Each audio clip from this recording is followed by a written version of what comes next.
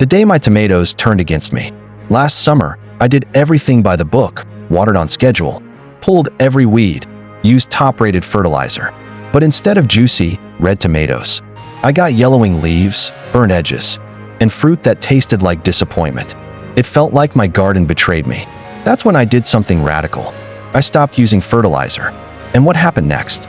Completely changed how I garden forever. If your garden's ever gone sideways, hit that like button. You're not alone. Let's grow through it together. Why I Gave Up Fertilizer. I started reading the labels, not just glancing, really reading.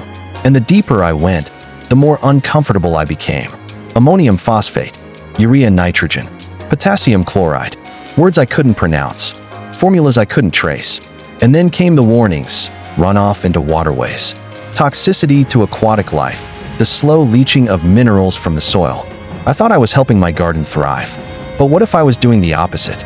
I paused, looked down at the soil I'd worked for years, and for the first time, I saw it differently. Not as dirt, not as a medium to push plants through, but as something living, breathing, complex, alive, full of bacteria, fungi, earthworms, and networks more intricate than the internet. And I was feeding it chemical junk food. That realization hit me hard. I wasn't nurturing life. I was slowly starving it. It felt like giving your child fast food every day, then wondering why they're tired, sluggish, and moody. I'd been trying to grow life, while ignoring the life that made growth possible. So I stopped. Cold turkey. No more synthetic fertilizers. No more miracle growth in a bottle. I started small. Compost, kitchen scraps, leaves, coffee grounds, worm castings, mulch, a little fish emulsion, here and there, the kind that comes from actual fish. At first, my garden slowed down, like it was adjusting, detoxing. But then, something beautiful happened. The soil softened. Earthworms returned. Tomatoes grew slower, but fuller. Their skin shone, their flavor deepened. The plants looked happy, like they could breathe again. And me? I stopped measuring success by how fast things grew, and started watching how well they grew. Now I'm not saying fertilizer is evil, but I am saying this. If your garden isn't thriving the way it should, if your soil feels hard, your plants feel tired, and your harvest feels empty, it might not be your plants. It might be what you're feeding them. Let's talk about real soil health. Let's rebuild life from the ground up. If this resonates with you, hit like and share in the comments. What changed when you stopped relying on fertilizer? You're not alone, and your garden isn't broken. It might just need something real, something alive, just like you. What I use instead: natural replacements. When I gave up synthetic fertilizer, I didn't stop feeding my garden. I just started feeding it differently, more wisely, more naturally, more like how nature intended. Because once I saw soil as alive, I realized it didn't need artificial boosters. It needed real food, the kind that comes from life, breaks down gently, and gives back in a slow, steady rhythm. So what do I use now? Tip 1. Compost gold. Every banana peel and eggshell became a thank you gift to the soil. Compost is where it all begins. It's not trash, it's transformation. I stopped throwing away peels, coffee grounds, and veggie scraps, and started building a pile. A living, breathing pile. It took time, heat, turning, patience. But in a few months, I had black, crumbly gold that smelled like the forest floor. I spread it at the base of my tomatoes, and the difference? Immediate. Deeper color, richer taste, stronger stems. It's like the soil recognized it and said thank you. Tip 2. Worm castings, nature's black gold. Worms did the work. I just gave them a home. I got a simple bin, threw in cardboard, coffee grounds, scraps. Then I added red wigglers and let them go to town. They turned my waste into pure nutrition. Worm castings are gentle, powerful, and alive with microbes. No burning, no chemical smell, just balance. I mix a handful into every planting hole now. My plants, they nod in approval. Tip 3. Liquid from weeds, weed tea. Turns out the weeds I pulled became the fertilizer I needed. I used to curse the weeds. Now I collect them. Dock, thistle, plantain. I toss them in a bucket, cover with water, and let them steep in the sun for a few weeks. Yes, it smells bad, but that stink, that's nutrients in action. I strain the tea and water my garden with it. Potassium, nitrogen, minerals, straight from nature's rebels. Tip 4. Grass clippings and leaf mold. The ground stayed moist. The worms came back. So did the bees. My lawn became my mulch factory. Every time I mowed, I saved the clippings, layered them around my plants. In fall, I raked leaves, not into bags for the trash, but into quiet piles. Over time, they broke down into leaf mold, a spongy, earthy material that's a gift to roots. It kept the moisture in, protected against heat, fed the soil slowly, and best of all, it invited life back in. The worms, the beetles, the quiet buzz of a returning balance. Now I want to hear from you. What's the best natural thing you've ever added to your soil? Let's swap secrets in the comments.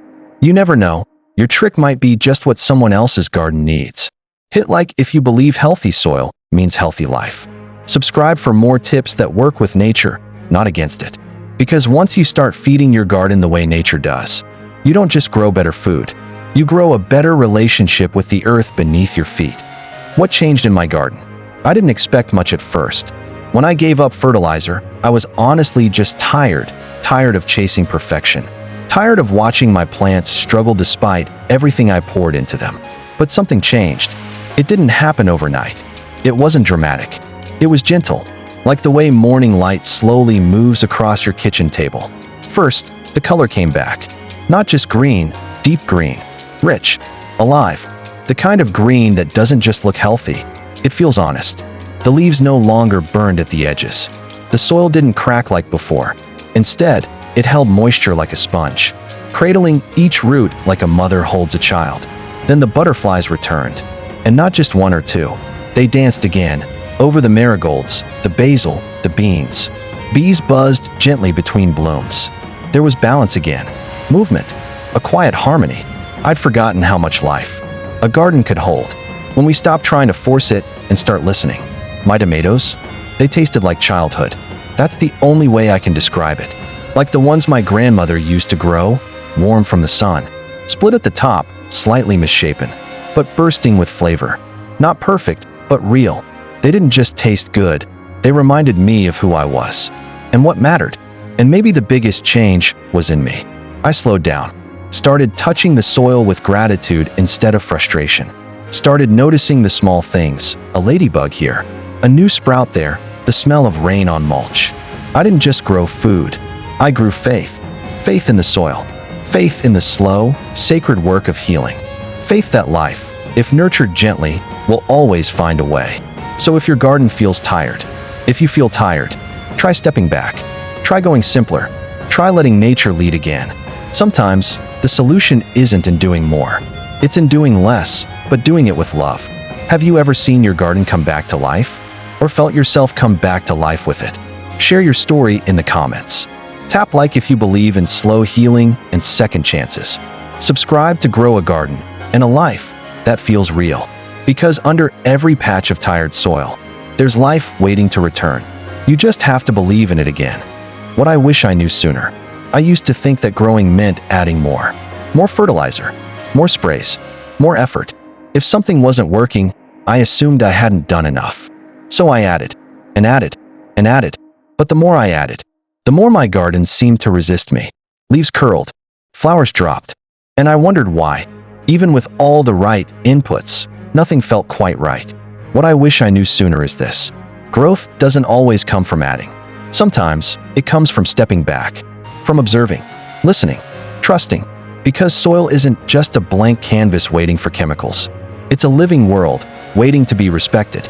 I wish I had trusted the soil earlier. Trusted that it could recover. Trusted that compost, mulch, and patience could heal more than a bottle ever could. Trusted that nature didn't need rescuing. It just needed room to breathe. If I could go back, I'd tell my younger gardening self, you don't need to fight the soil. You need to partner with it. Let it show you what it needs. Let it rest. Let it regenerate. Because it's not about control. It's about co-creation. Now my garden grows slower, but stronger. I do less, but I notice more. I let the worms dig. The roots stretch, the bees pollinate, the compost simmer, and somehow, the less I interfere, the more everything thrives. This journey taught me something that goes far beyond gardening. That healing isn't always loud. That growth isn't always quick. That wisdom often whispers, it doesn't shout. And when I started listening to that whisper, everything changed. What's something you wish you knew sooner? in your garden or in life? Drop it in the comments. Someone else might need to hear it today. If this gave you peace, even a little, tap like. Subscribe if you're ready to grow with grace, not just grit. Because sometimes, the most powerful thing you can do for your garden and for yourself is simply to trust the process and trust the soil. Grow with us. If this gave you hope, a new idea to try in your garden, or even just a moment to breathe and smile, hit that like button, because here at the Evergreen Seniors, we believe growth doesn't stop with age, it deepens. We're not just growing vegetables. We're growing stories, wisdom, and connection. Subscribe if you want tips that honor nature, not fight it. Leave a comment if you've ever felt the soil teach you something real. And share this with someone whose hands are in the dirt, or whose heart could use a little green. Whether your garden's in a backyard, a balcony, or a windowsill, you belong here. The Evergreen Seniors, where gardens grow, and so do we.